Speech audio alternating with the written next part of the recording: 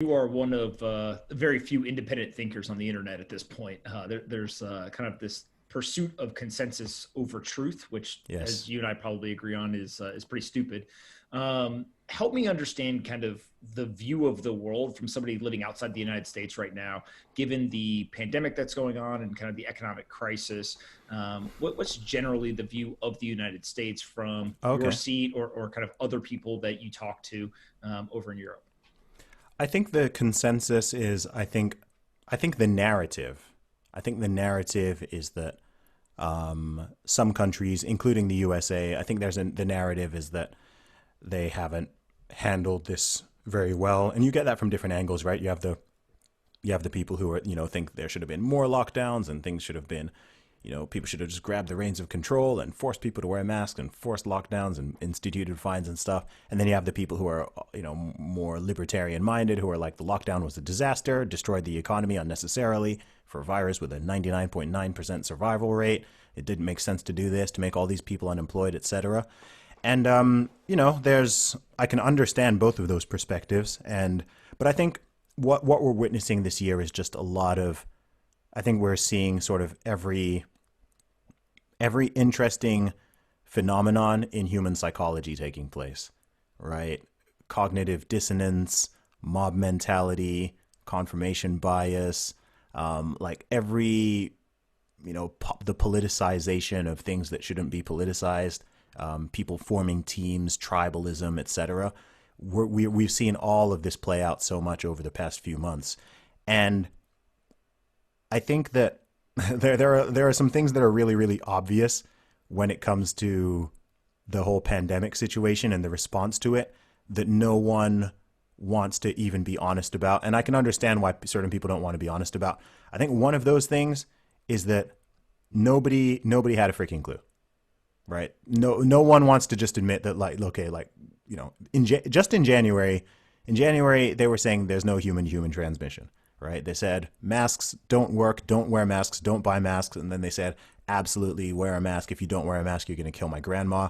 They said that you can't go out and protest. But you remember they had the lockdown protests and people were clamping down on them. A couple weeks later, you've got thousands out in the streets, Black Lives Matter protests, and you even have health experts saying that it's okay because racism is a bigger virus. And the goalpost, they said flatten the curve. And then we flattened the curve, right? Just a couple weeks to slow the spread. That's how they got everybody to comply. That was months ago now, but the gyms are still closed, the churches are still closed, etc. They just keep moving the goalposts, and no one wants to admit, okay, we didn't know what was going on, and no one wants to admit, okay, perhaps we overreacted, and this wasn't as bad as we thought it would be. At the beginning, they were saying the death rate could be 3% to 5%. Now it turns out that if you are under the age of about 50 and you don't have big underlying conditions, your chance of survival is virtually 100%, right? You can look at the figures, you can see who this is impacting. If you're over the age of, 70 or so, 65, 70, yeah, absolutely. You want to be careful. You want to take more precautions. It would make sense to perhaps self-quarantine yourself, take additional measures. But no one wants to just admit any of this stuff. So people are still pretending that children are just as at risk as 80-year-olds, which is not true. They're trying to pretend that people like yourself and myself are just as at risk and need to take the same precautions as people in nursing homes, which we know is not true.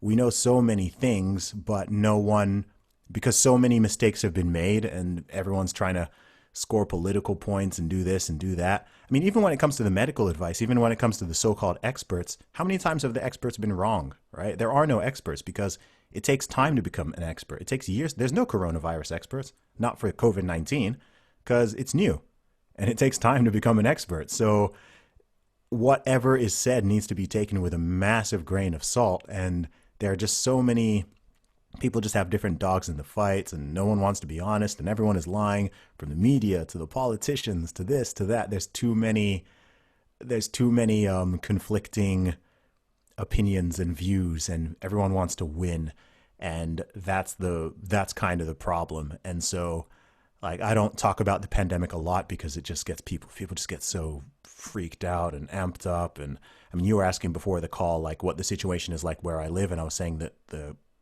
amount of cases and stuff throughout this whole thing has been, been very low. And I don't live in an area that's been heavily impacted. I live by myself. I don't I've been socially distancing for a while, regardless, for the most part.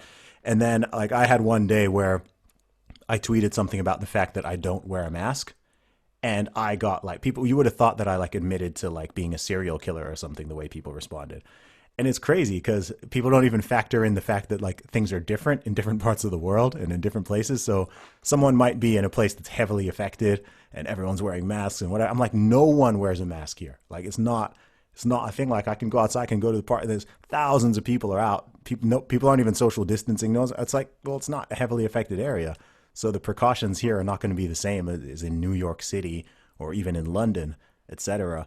But the mask itself has even become a tribal symbol. It's become politicized. Now it's, if you don't wear a mask, you're a bad person, and we must force these people.